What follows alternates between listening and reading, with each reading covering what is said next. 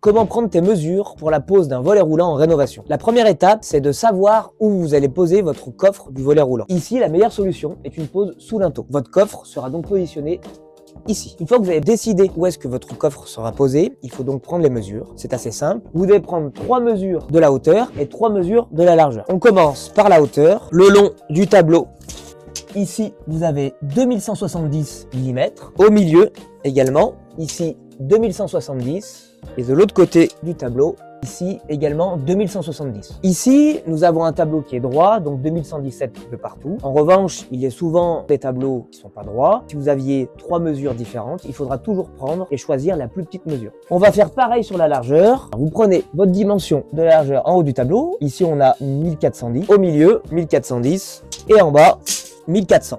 Donc là, par exemple, nous avons un petit écart. Il faudra prendre comme largeur 1400. Il faut toujours regarder également si rien ne vient obstruer la descente du tablier de volet roulant. Par exemple ici, la poignée. On sera donc obligé ici de décaler la pose des coulisses afin que le tablier puisse descendre normalement. Pour rappel, après votre prise de mesure, vous devez déduire 0,5 cm en hauteur et 0,5 cm en largeur. Ce que vous écrivez sur le site sera la taille qui sera livrée chez vous. Il est possible de commander également une option moustiquaire intégrée totalement à votre volet roulant. Dans ce cas-là, vous n'aurez pas une mais 2 coulisses, donc un peu plus de largeur. Il faudra bien le prendre en compte dans vos prises de mesure. Vous pouvez retrouver l'ensemble des prises de mesure et le guide de pose sur notre site internet lebonstore.fr.